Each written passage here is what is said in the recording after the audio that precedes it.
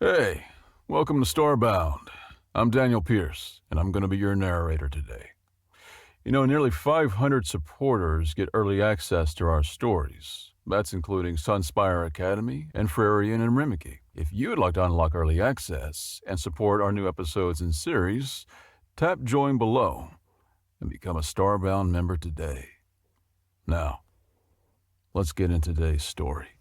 There are places in the universe where the very concept of cleanliness takes on religious proportions, where sanitization becomes not just a practice, but a way of life, and where regulation handbooks are thicker than most planetary atmospheres. The Galactic Environmental Protection Bureau was just such a place. It was not a place, technically speaking, as bureaucracies rarely are. It was more a concept with letterhead, an idea with business cards, a philosophy armed with clipboards. And on this particular morning, one of those clipboards was being clutched by Inspector Pilt as he prepared for a routine pre-cleansing evaluation of the inconsequential blue-green planet designated Earth. Meanwhile, on that very planet in the sleepy town of Mildridge, Roy Garrett was engaged in his own morning ritual, one that involved considerably more bacon grease and considerably less paperwork. Roy flipped the sign on the door of Roy's Place from closed to open at precisely 5:30 a.m., just as he had done every morning for the past 23 years.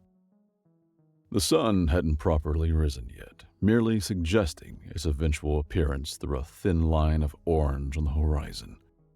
Roy liked this time of day. It was quiet. No one had yet had the opportunity to annoy him. He moved through the kitchen with the easy confidence of a man who had long ago memorized every square inch of his domain. The grill sizzled as he gave it a cursory scrape. The coffee maker gurgled to life, and the day's special, lumberjack breakfast, enough cholesterol to kill your doctor, was scrawled on the chalkboard in Roy's distinctive blocky handwriting. Another day in paradise, Roy muttered to himself, a phrase which, when delivered in Roy's gravelly baritone, sounded more like a vague threat than an expression of contentment. At 5:45 a.m., the bell above the door jingled, announcing the arrival of his first customers, Tom and Frank, retired factory workers who considered waking up after 5 a.m. to be a moral failing. "Morning, Roy," Tom said, settling onto his usual stool at the counter. "Is it?" Roy replied, sliding 2 mugs of coffee across the counter without being asked. This exchange constituted what Roy considered to be lively morning banter. By 6:30 a.m., the diner had filled with its casual morning crowd. Truckers passing through, farmers fueling up before a long day, and locals who appreciated that Roy's menu had remained unchanged since the Clinton administration. The air filled with the comfortable sounds of cutlery against plates, coffee being slurped, and the occasional burst of laughter from a corner booth.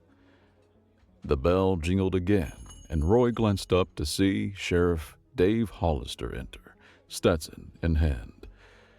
The sheriff nodded to various townspeople as he made his way to the counter, where Roy was already pouring his coffee. "Heard anything about the festival committee tonight?" the sheriff asked, accepting the steaming mug with a nod of thanks. "Do I look like someone who attends festival committee meetings?" Roy replied, his bushy eyebrows forming a single disgruntled caterpillar across his forehead. The sheriff chuckled.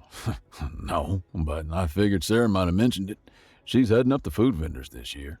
At the mention of Sarah Miller, Roy's hand paused momentarily as he wiped down the counter. It was a small tell, but one the sheriff had noticed more than once. "I haven't talked to her," Roy said, suddenly very interested in a non-existent spot on the countertop. As if summoned by the mention of her name, the bell jingled once more and Sarah Miller entered, followed by her daughters Emma and Jenny. Sarah was what the romance novels that Roy definitely did not read would describe as handsome rather than pretty, a tall woman with laugh lines around her eyes and brown hair pulled back in a practical ponytail. She ran the bakery next door to Roy's diner, and their business had existed in a state of gruff symbiosis for years. "Morning, Roy," Sarah called, her voice carrying the remnants of a laugh at something one of her daughters had said. "Sarah?"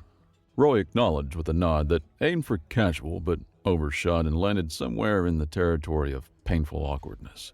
"Girls, say good morning to Mr. Garrett," Sarah prompted.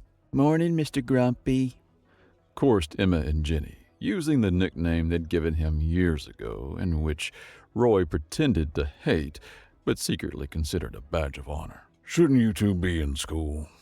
Roy asked, even though he was reaching beneath the counter for the jar of cherry lollipops he kept specifically for these visits. "It's only 6:45, Mr. Grumpy." Emma, the older one at 10, informed him with the exaggerated patience of a child explaining something simple to a particularly dense adult.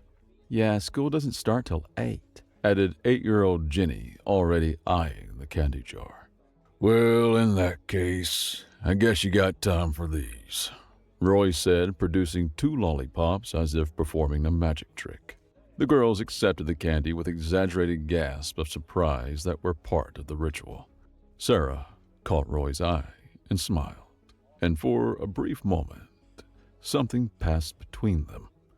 A current of unspoken words, a conversation they'd been not having for several years now.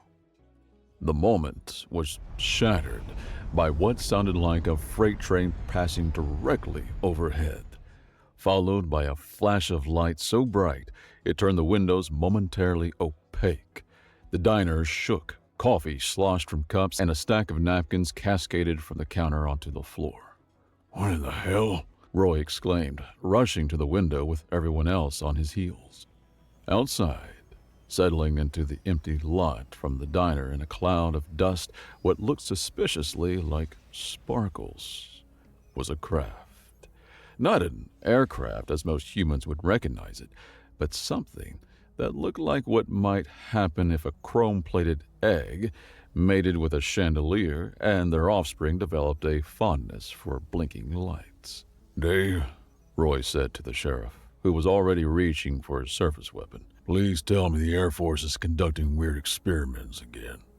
"That ain't one of ours," the sheriff replied quietly. They watched as a seam appeared in the side of the craft, widening into an oval doorway.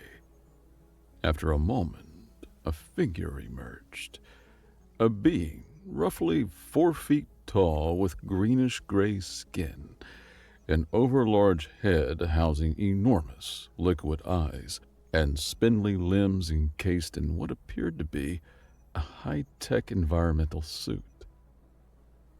The suit was a marvel of engineering, covered in blinking lights, whirring gauges, and what appeared to be a small satellite dish rotating on one shoulder. The being moved with slow, deliberate steps, consulting a handheld device that emitted a series of beeps and whistles. It appeared to be entirely oblivious to the crowd of humans now watching it from the diner windows. "Is that what I think it is?" "If you think it's a fella from out of town, then yes," the sheriff replied dryly. "Way out of town." Roy, who had spent his entire life in the food service industry dealing with health inspectors, tax auditors, and various other clipboard-wielding irritants, recognized the being's demeanor immediately. That careful, methodical movement, that studious consultation of instruments, this was bureaucracy incarnate, merely wearing a more exotic uniform than usual. "I'm going out there," Roy announced, still holding his spatula. Roy, maybe you should wait for someone official," the sheriff suggested. "It's on my property," Roy replied, which wasn't technically true. The empty lot wasn't his, but no one corrected him as he marched toward the door. Outside, the morning air was crisp, carrying the first hints of autumn. Roy strode across the street with the confidence of a man who had never encountered an extraterrestrial but had encountered plenty of nuisances and considered this merely a variation on the theme. The alien was so engrossed in its readings that it didn't notice Roy's approach until he was within 10 feet. When it finally looked up, it executed a startled hop backward that would have been comical if it weren't so genuinely alarmed. The alien frantically consulted its device, tapping buttons and adjusting dials, then looked back at Roy with an expression of utter bewilderment. It tapped the side of its helmet, which appeared to activate some sort of communication system, because the next moment a mechanical voice emerged from a speaker on its chest. "Impossible reading. Sensor malfunction. No complex life form should be viable in these atmospheric conditions," the voice stated flatly. "Good morning to you, too," Roy replied, crossing his arms, spatula still in hand. "Would you mind telling me what you're doing in this lot at," he checked his watch, "6:52 in the morning? Scaring my customers and disrupting my breakfast service?" The alien stared at him for a long moment, head tilted in what might have been confusion or possibly digestive discomfort. Then it straightened and assumed what Roy immediately recognized as bureaucrat posture number 1, official business.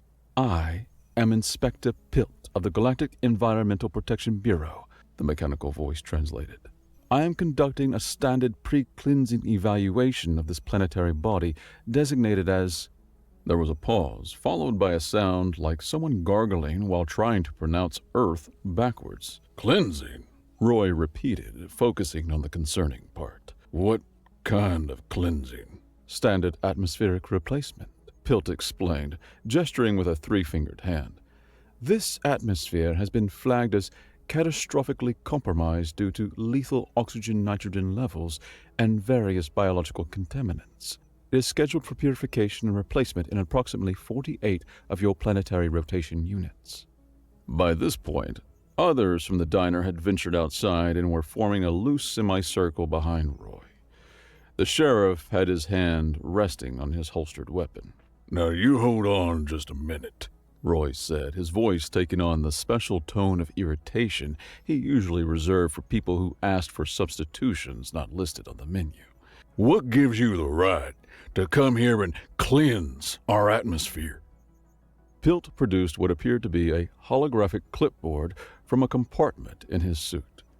He tapped it several times, and a 3-dimensional document materialized in the air between them, covered in symbols that rearranged themselves into English text as Roy watched. "Earth falls under Sector 7G of the Galactic Commons," Pilt explained, as if this should be obvious. "All M-class planets are subject to environmental standards as outlined in the Planetary Habitability Regulations, subsection 42.3a through 97.6z. Roy skimmed the document, not understanding most of it, but recognizing the unmistakable language of bureaucratic authority when he saw it. There's just one problem with your plan, Inspector Pilt," Roy said, gesturing expansively around him. "We live here." Pilt's enormous eyes blinked in what appeared to be genuine shock. He consulted his handheld device again, tapping it as if it might be malfunctioning. "Impossible," the translation device stated. "These atmospheric conditions are completely incompatible with complex life. The oxygen levels alone would be corrosive to most cellular structures, and the nitrogen percentages are consistent with industrial toxicity." To demonstrate the absurdity of this claim, Roy took an exaggerated, deep breath, held it, and then exhaled dramatically. "Been breathing this toxic soup for 50 years, he said. "So have all of us." He gestured to the townspeople behind him. Pilt began frantically checking readings, muttering into his helmet in a language that sounded like marbles being gargled. He extended a sensor toward Roy and ran it up and down his body, his eyes growing impossibly wider. "Extraordinary adaptation," the translator conveyed, though Pilt seemed too agitated for this to be a direct translation. "Respiratory system process oxygen as energy source rather than corrosive agent. Nitrogen tolerance far exceeds any known parameters. Subject appears to be thriving in conditions that would dissolve standard respiration membranes. The sheriff stepped forward. I'm thinking we should maybe detain our visitor here until we contact some higher authorities. But Roy, who had spent decades battling inspectors of various stripes, had a better idea. Inspector Pilt, He said, I'm guessing your bureau has regulations about proper inspection protocols, right? Thorough evaluation before taking action.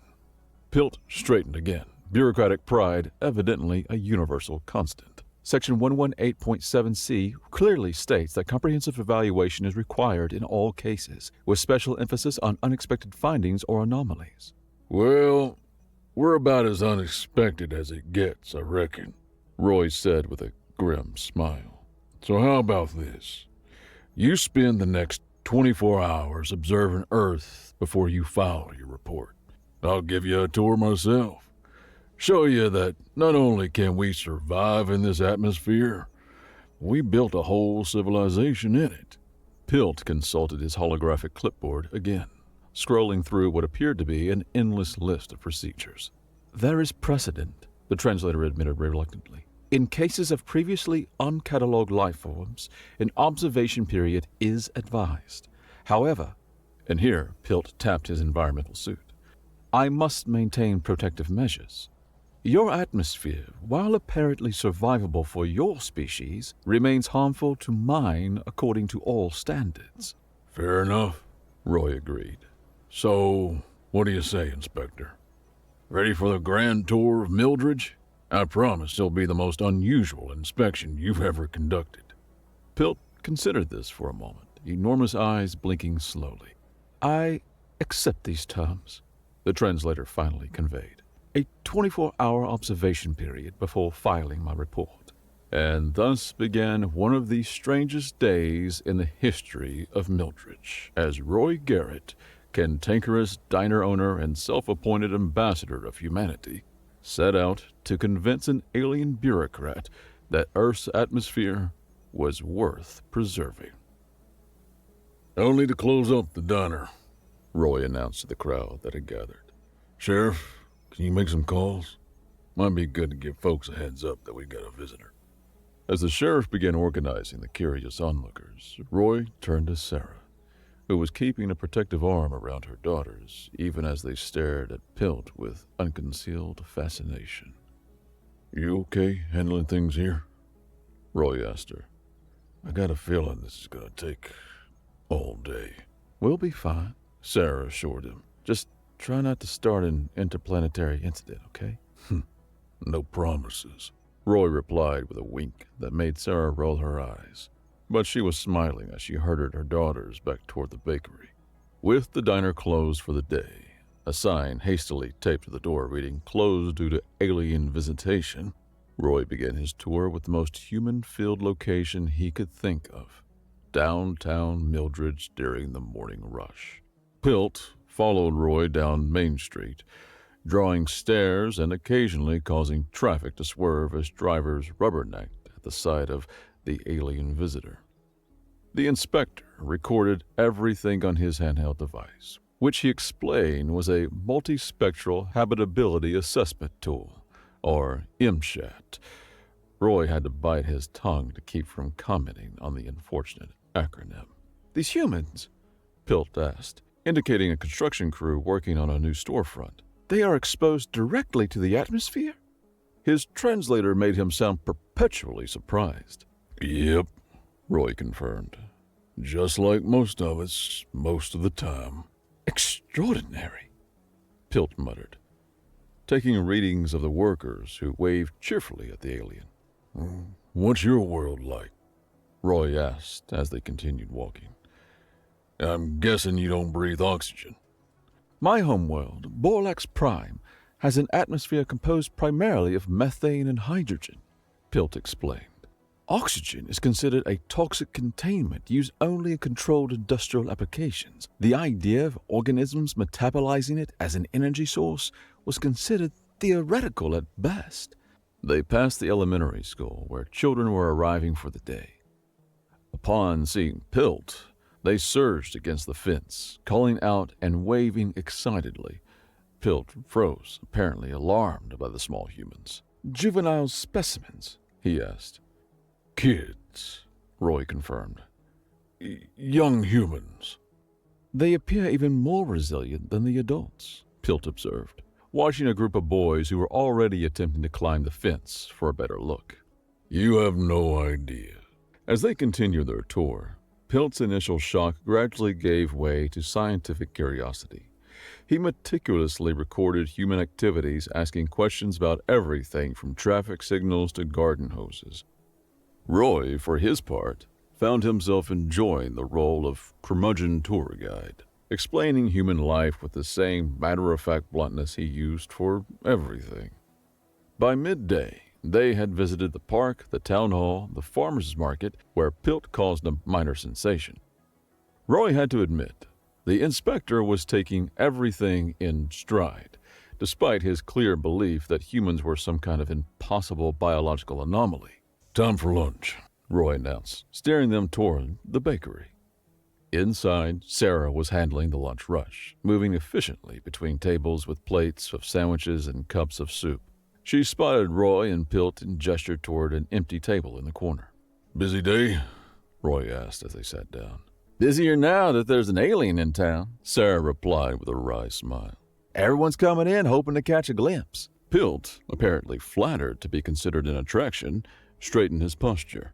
Inspector Pilt, this is Sarah Miller, Roy said. She runs this place. "Another food preparation facility," Pilt observed. "You humans appear to spend significant time and resources on consumption rituals." "We call it eating," Sarah replied good-naturedly. "And speaking of which, what can I get for you two?" Roy ordered his usual, turkey club, no tomato, while Pilt explained that his environmental suit contained all necessary nutritional supplements. As Sarah moved away to prepare the order, Pilt's enormous eyes followed her, then swiveled back to Roy. "I am observing physiological responses in your system," the translator conveyed. "Elevated heart rate, pupil dilation, increased blood flow to facial capillaries when interacting with that female. Are you pursuing a mating arrangement with her?" Roy nearly choked on his water. What? No. We're just neighbors. Business neighbors. "Interesting," Pilt said, making a note on his device. "My readings indicate mutual attraction based on pheromone levels and biometric responses. Is that part of a human courtship ritual? Denial of obvious biological compatibility." We're not discussing this, Roy said firmly, feeling his face grow warm. Let's focus on your inspection. But Pilt was not so easily deterred.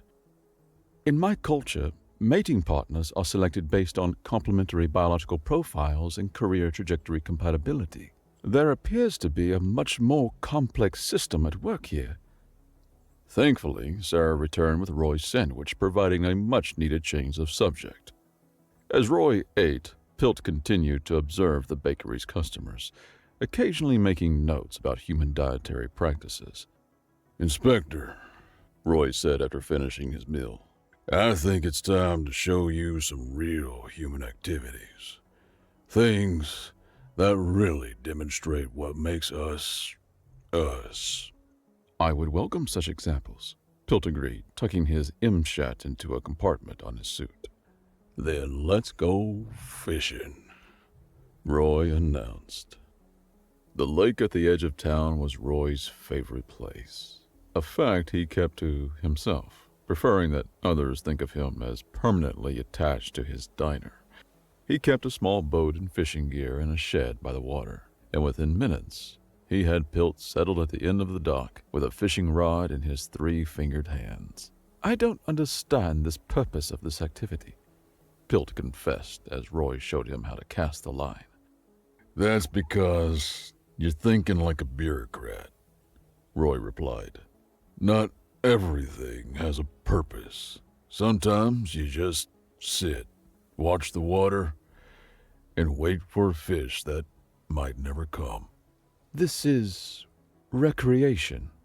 Pilt asked, the concept seemingly foreign to him. For some of us, Roy confirmed. For others, it's meditation. A connection to something older and simpler than all the noise of modern life. They sat in silence for a while. Only the sounds of gentle lapping of water against the dock and the occasional call of a bird overhead. Roy found himself surprisingly comfortable in the quiet company of the alien inspector.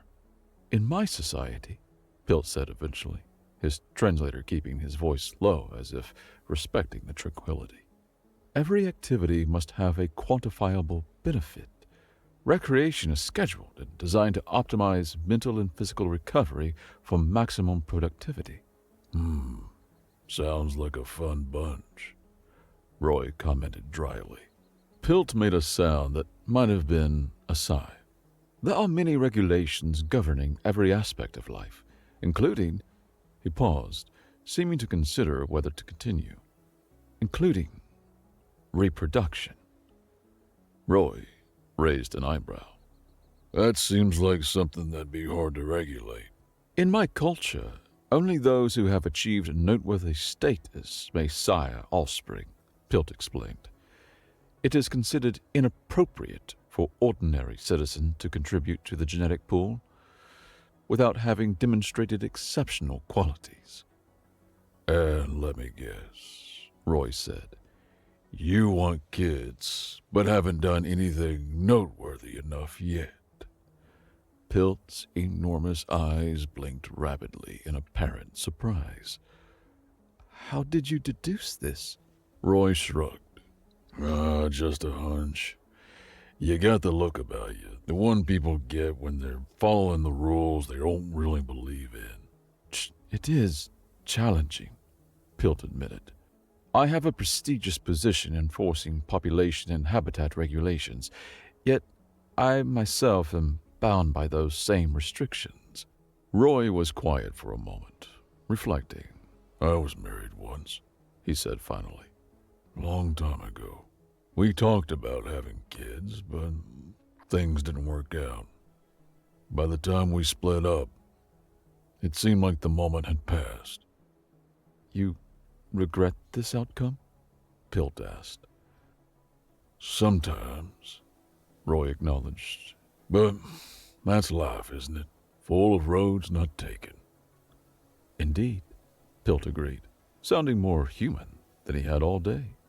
Way I see it, Roy added, regulations are meant to serve life, not restrict it.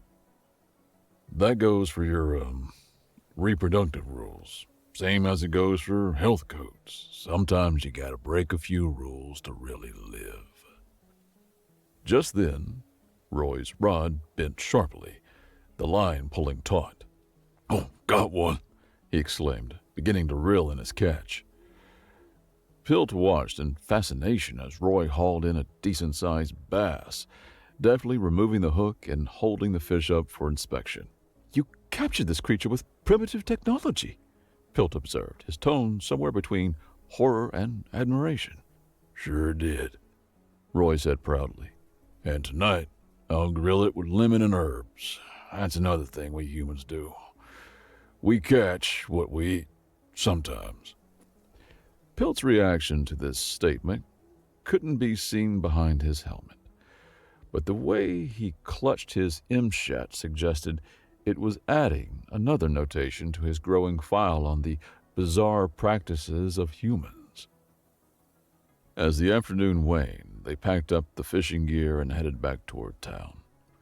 Roy found himself warming to the alien inspector, whose bureaucratic exterior seemed to be hiding a more thoughtful individual than he'd initially assumed. So, what happens after your inspection? Roy asked as they walked. If you decide our air isn't so bad after all. "I will file my report recommending Earth be reclassified as a protected biosphere," Pilt explained. "The atmospheric cleansing would be canceled, and your planet would receive official recognition in the Galactic Registry of Inhabited Worlds." And if you decide our air is still a problem, Pilt was quiet for a moment. Standard protocol would proceed. The cleansing teams would arrive within 48 hours. Roy considered this. let's make sure you get the full human experience then, he said decisively. And there's one place in Mildredge that offers exactly that. The Rusty Nail had been at the edge of town for as long as anyone could remember. Its neon sign perpetually half-burned.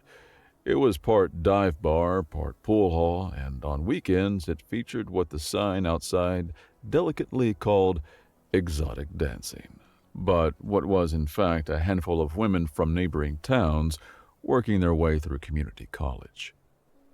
As they approached the establishment, the sun was setting, casting long shadows across the gravel parking lot. "This is a significant cultural site?" Pilt asked, noting the rundown appearance. Yeah, in its way, Roy confirmed. Places like this exist all over Earth. They're where humans go to let off steam. "A thermal regulation facility?" Pilt sounded confused.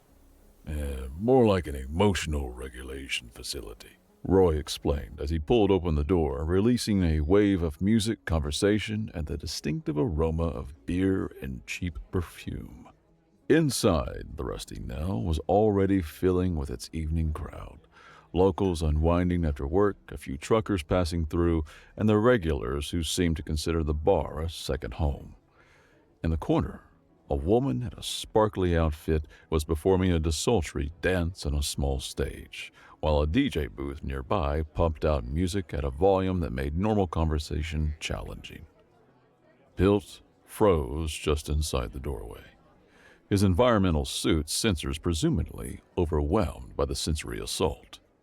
"This is a common human gathering ritual?" he asked, his translator barely audible over the music. More common than you might think, Roy confirmed, guiding Pilt toward the bar. Folks come here to forget their troubles, have a few drinks, maybe dance a little. The purpose being emotional catharsis through sensory overload, Pilt suggested, trying to make sense of the scene. That's one way to put it, Roy agreed, impressed by the inspector's insight. I'd have just said fun, but yours sounds fancier. Roy ordered a beer for himself and, after some consideration, a club soda for Pilt, explaining to the bartender that his friend from out of town was driving later. As they settled at the bar, Pilt continued to observe the human activities around them with the same methodical attention he had shown all day. Roy found himself explaining various bar activities: the pool game in the corner, the dartboard on the wall, the increasingly enthusiastic dancing as the night progressed. "These are all forms of play," Pilt noted, sounding mildly astonished. "Adult humans engage in unstructured play activities." You don't have anything like this where you're from? Roy asked. Recreation is scheduled and purposeful. Pilt explained. It is designed to optimize mental recovery, not to induce whatever state those humans are experiencing. He gestured toward a group who were enthusiastically, if ineptly, dancing to the music. That's called having a good time, Roy informed him. Should try it sometime. At that moment, the bartender placed their drinks on the counter. Roy took a long swig of his beer, while Pilt examined his club soda with scientific interest. "My environmental suit can analyze this liquid and synthesize an equivalent for internal consumption," Pilt explained, pressing a button on his wrist. A small tube extended from his helmet to the glass, and the club soda level decreased slightly. "Fascinating. Carbonated water with trace minerals." Yeah, not exactly top shelf, but it'll do, Roy agreed. As the evening progressed, the bar grew more crowded and the atmosphere more boisterous. Pilt seemed equally fascinated and bewildered by human social dynamics, particularly as alcohol consumption increased. The chemical ethanol appears to reduce inhibitions and social barriers, he observed as a group at the nearby table became increasingly loud and animated.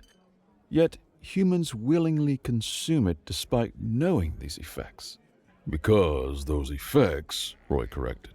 Sometimes it's nice to stop overthinking everything. Pilt pondered this. There is perhaps wisdom in occasional irrationality, he conceded, in what Roy considered a major philosophical breakthrough for the bureaucrat. The moment of insight was interrupted by a large man approaching their spot at the bar, his expression suggesting he was not coming over to welcome the alien visitor to Earth. Garrett, the man growled, swaying slightly. Still serving that garbage you call food at your diner? Roy sighed.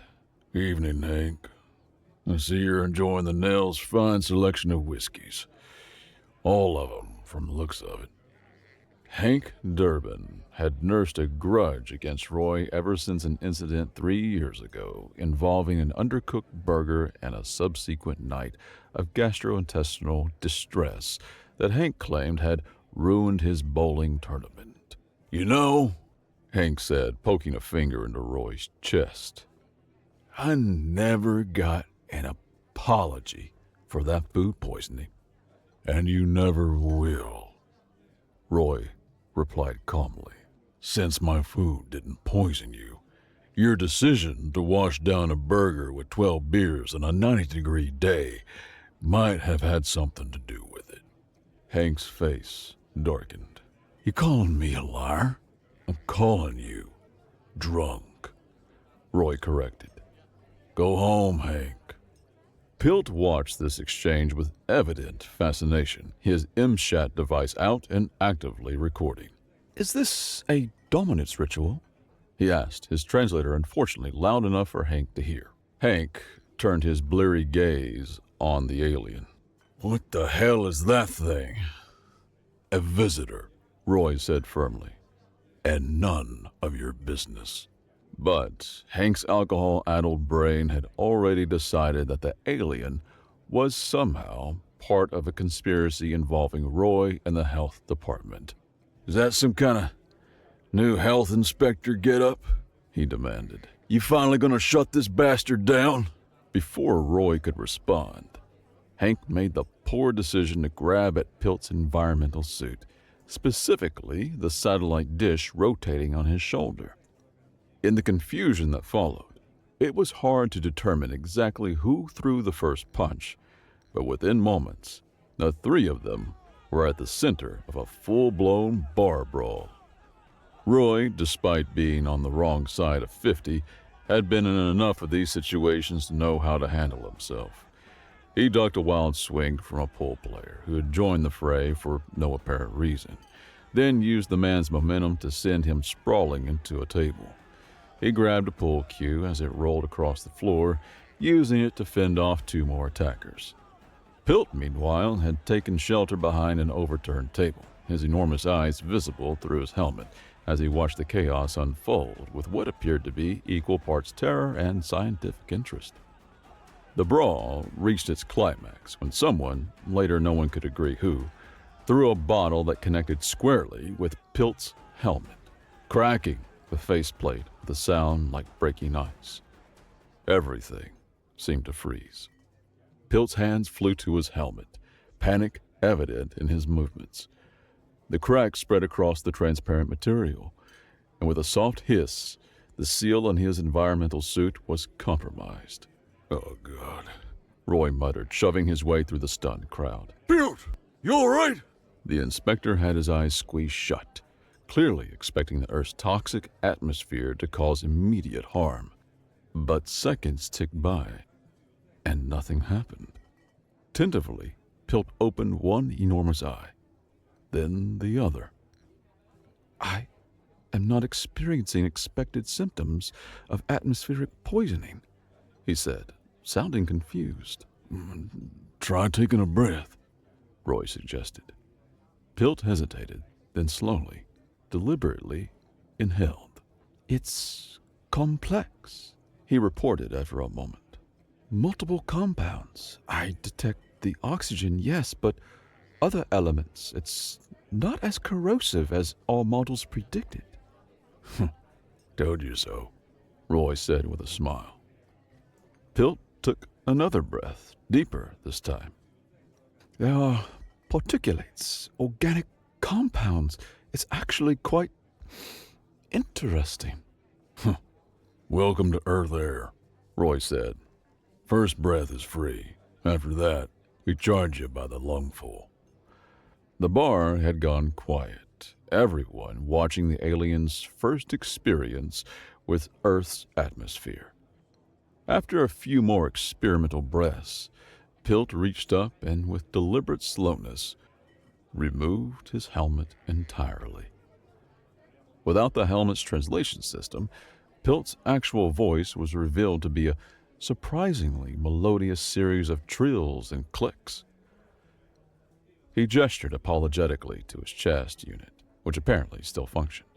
My translation system's still operational, he conveyed.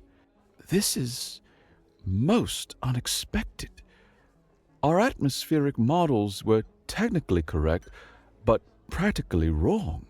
The composition is indeed unlike my homeworld's, but not immediately lethal as my training suggested. Someone in the back of the bar started a slow clap, which spread until the whole establishment was applauding the alien's brave act of breathing. I think that's enough excitement for one night, Roy decided, helping Pilt gather the pieces of his broken helmet.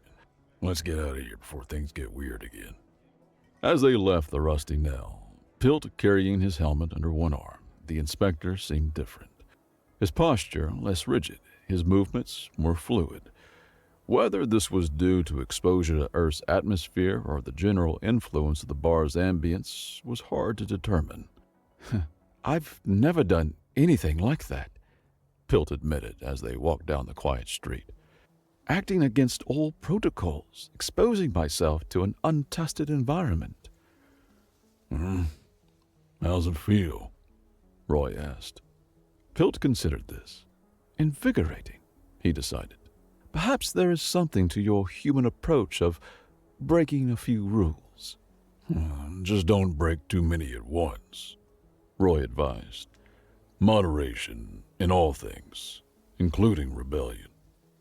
They walked in companionable silence for a while, Pilt occasionally stopping to experience Earth directly, touching a tree, feeling the night breeze, looking up at the stars without the filter of his helmet. My superiors will arrive tomorrow to begin the cleansing process, Pilt said eventually. Based on my readings, they will not be easily convinced to alter the standard protocol. Then we'll just have to make a compelling case, Roy replied. Show them what they'd be destroying.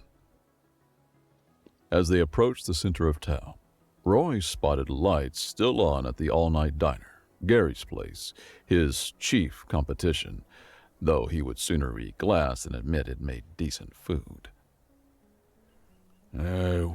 One more stop, Roy decided, steering them toward the diner. Can't send you back to space without trying some actual Earth food. Gary's place was nearly empty at this late hour, just a few night owls nursing coffees in corners. The waitress, Doris, didn't bat an eye at the alien, Mildred's grapevine having apparently spread the news thoroughly, and simply asked if they wanted coffee. Roy ordered pie for both of them, ignoring Pilt's explanation about his suit's nutritional systems. Trust me, Roy said. You haven't experienced Earth until you've had waffles at midnight in a diner. As they waited for their order, Roy was surprised to see Sarah entering the diner with Emma and Jenny in tow, the girls looking sleepy but excited. What are you three doing up at this hour? Roy asked as they approached the table. Well, someone came into the bakery saying there was an alien at the Rusty Nail, Sarah explained, sliding into the booth beside Roy. The girls wouldn't go to bed till they'd seen him again. Emma and Jenny, suddenly wide awake at the sight of Pilt without his helmet, bombarded the inspector with questions about space, his home, and why his eyes were so super big. To Roy's surprise, Pilt handled the interrogation with good humor, explaining aspects of his world in simple terms the girls could understand. When he mentioned the differences in atmospheric composition, Jenny wanted to know if that meant he couldn't breathe underwater. No, unfortunately. And when he described his ship, Emma demanded to know how fast it could go. Faster than light, but not instantaneously. As the girls drew pictures for Pilt on napkins and peppered him with increasingly bizarre questions, Roy and Sarah found themselves sitting closer than strictly necessary, watching the scene with matching smiles. How's the alien inspection going? Sarah asked quietly. Better than expected, Roy admitted. Turns out, our air isn't as toxic as they thought. Still need to convince his bosses tomorrow, though. If anyone could talk an alien out of destroying our atmosphere, it's you, Sarah said with a smile. You've been practicing on health inspectors for years. Their conversation was interrupted by Pilt, who had apparently been observing them while fielding questions from the girls. I am detecting those same physiological responses again, the translator announced. Elevated heart rate, pupil dilation, close physical proximity. Roy Garrett clearly harbors mating intentions towards Sarah Miller. The diner went silent. Emma and Jenny stared wide-eyed between the adults, while Doris practically dropped the waffles she was delivering to their table. Roy felt his face burning. Oh, Pilt, for the love of... Is that true, Roy? Sarah asked, turning to face him directly. Do you harbor mating intentions toward me? Put on the spot, Roy found himself at a rare loss for words. That's not...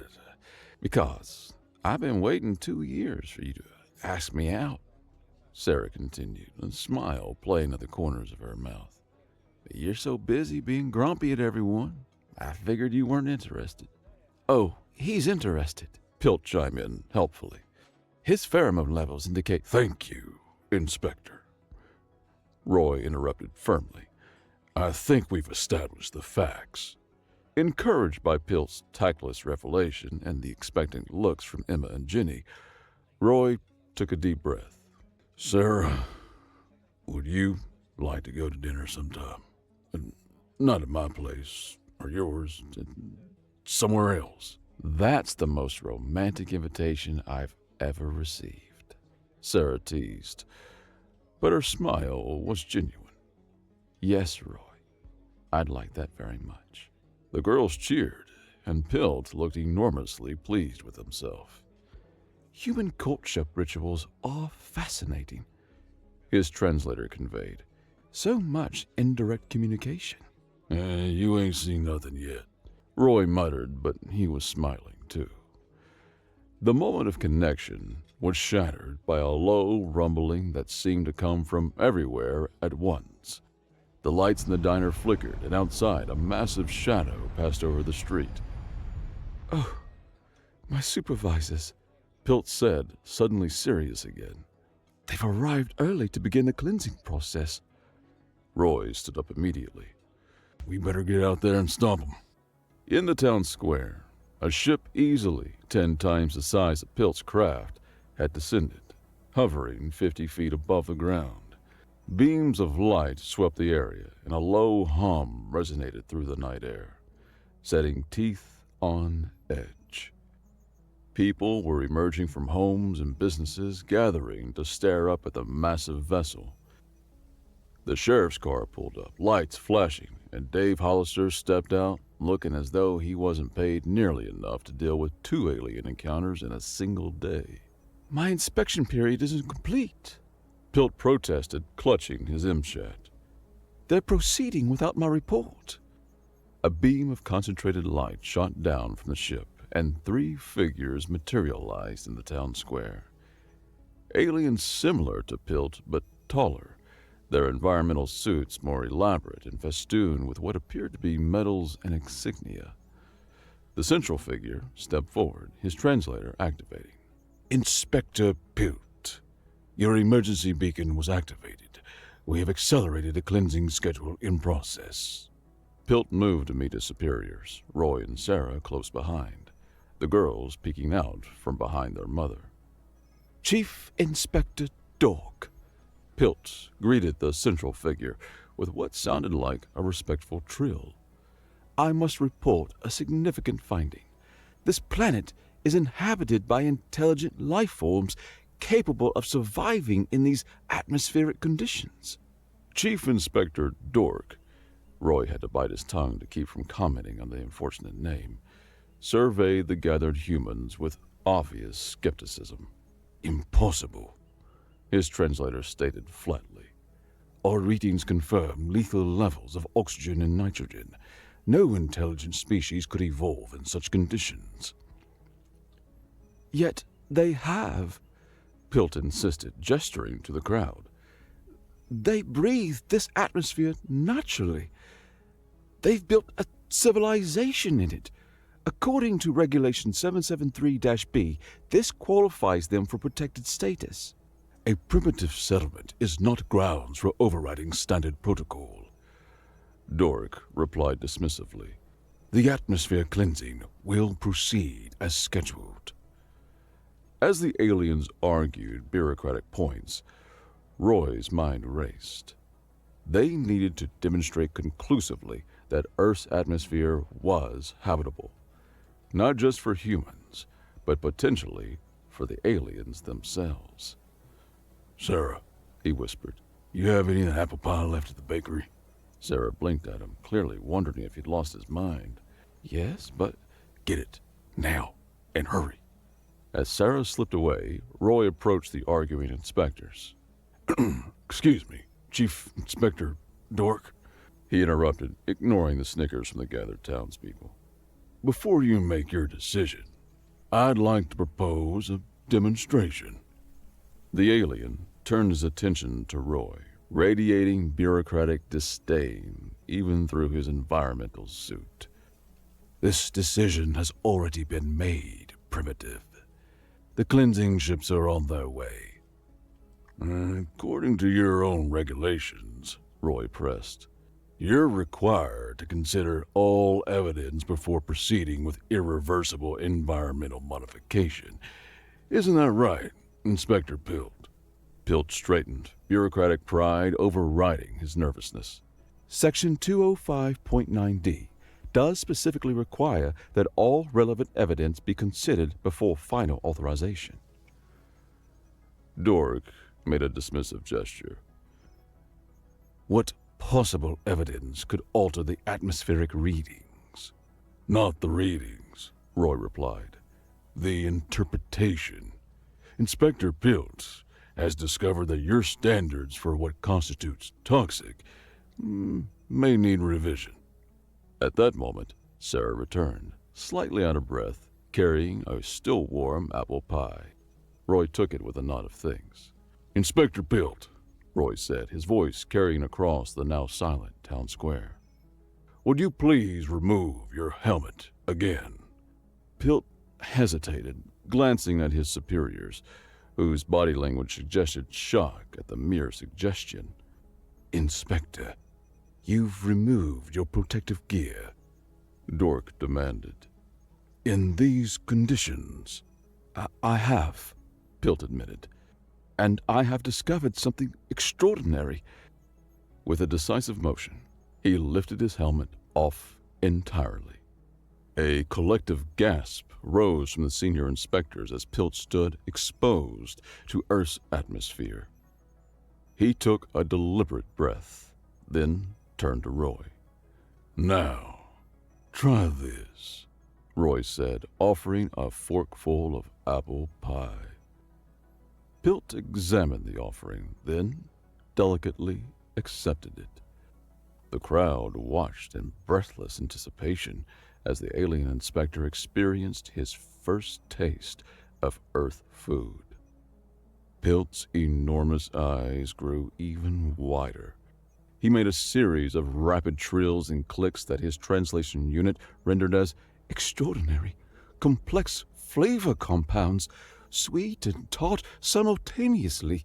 The cellular structure of the fruit, combined with the pastry matrix, creates a sensory experience unlike anything in our nutritional databases. Well, that's there's apple pie, Roy explained with a proud smile. Best in the country, maybe best in the world. The senior inspectors were conferring rapidly in their own language, clearly disturbed by Pilt's survival in the toxic atmosphere. Dork stepped forward again. This is highly irregular, the translator conveyed. One anomalous reaction does not justify altering standard protocol. Maybe not, Roy agreed. But it does suggest your definitions of habitable might be too narrow. Earth's atmosphere isn't toxic, it's just different from what you're used to.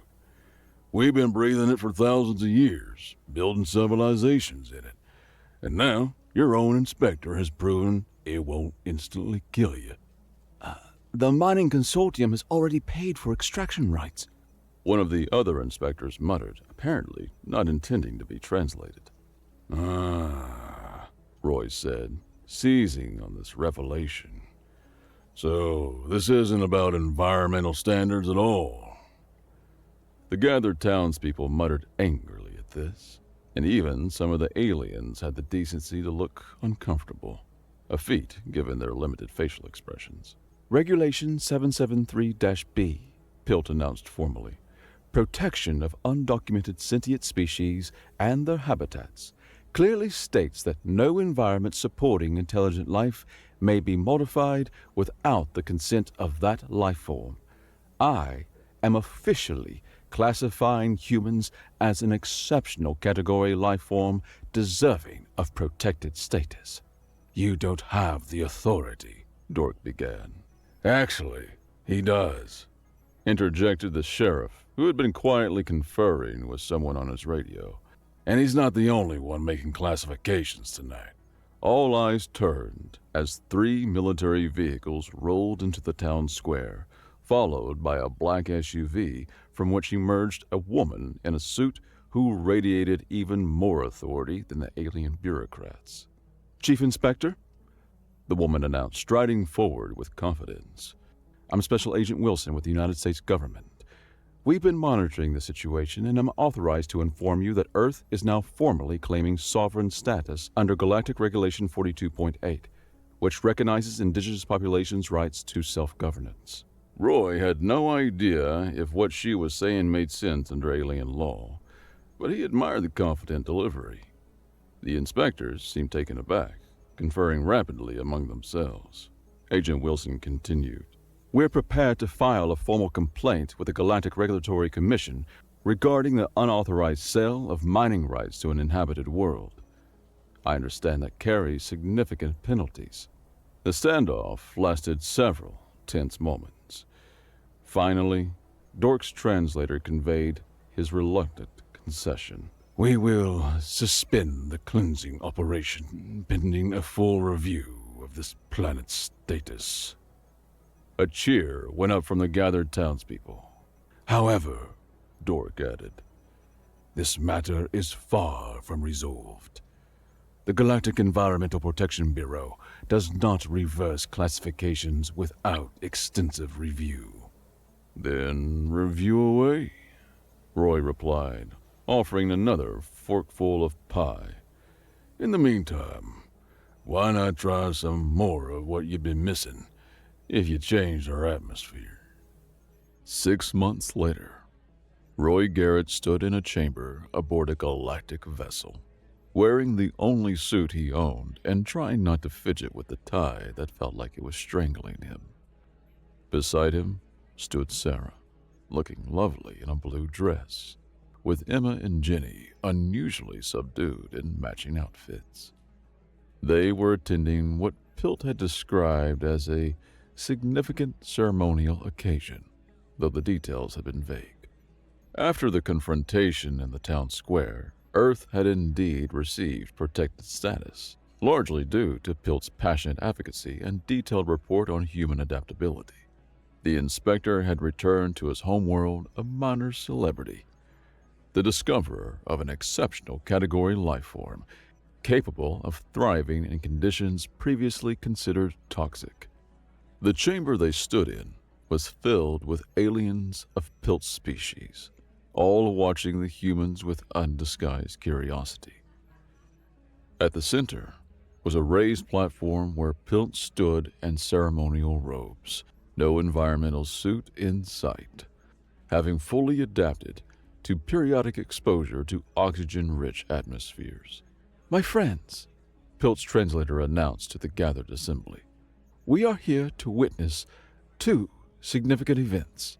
First, the formal recognition of Earth as a protected biosphere under galactic law." A cheer went up from the aliens, who had apparently embraced the human custom of applause. "And second," Pilt continued, "the naming ceremony for my offspring." This announcement drew an even more enthusiastic response as a smaller alien, clearly a juvenile of Pilt's species, was brought forward.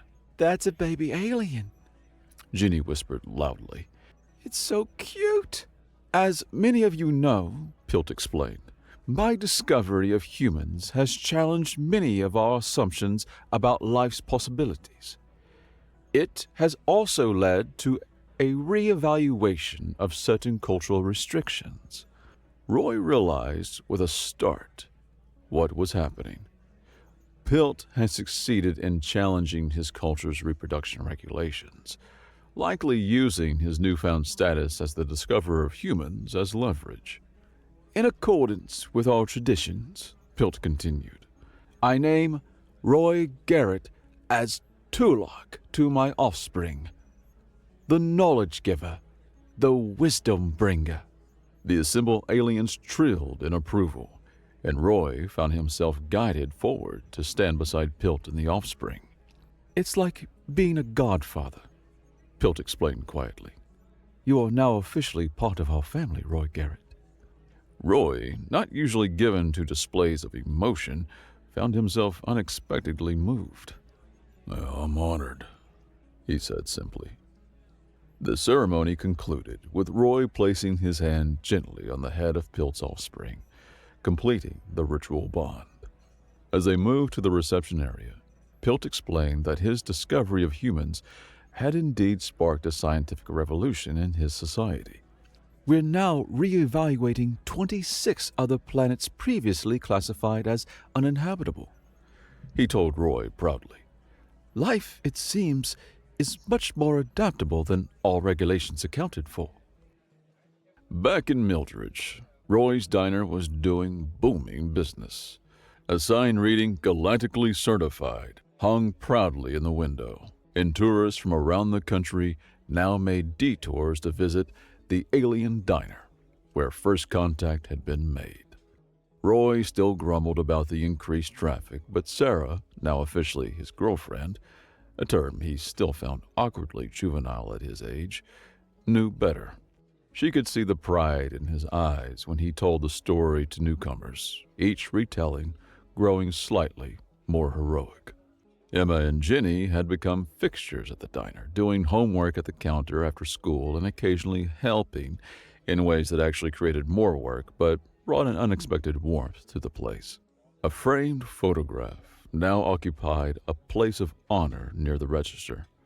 Roy, Sarah, the girls, and Pilt, all at the town festival, with Earth's toxic atmosphere glowing beautifully in the sunset behind them. The bell above the door jingled, and Roy looked up to see a man in a suit enter, clipboard in hand. "A health inspection," The man announced, consulting his paperwork. "Routine checkup." Roy cracked his knuckles and grinned. Some things never change. "Wait till you see what I'll learn from the Galactic Boys about regulation loopholes." After all, rules were important. Roy had come to appreciate that. But knowing when to challenge them, that was the real art. whether you were running a diner, raising kids, or saving a planet. And Earth's air, with all its oxygen and nitrogen and biological contaminants, continued to nurture life in all its stubborn, adaptable, exceptional forms.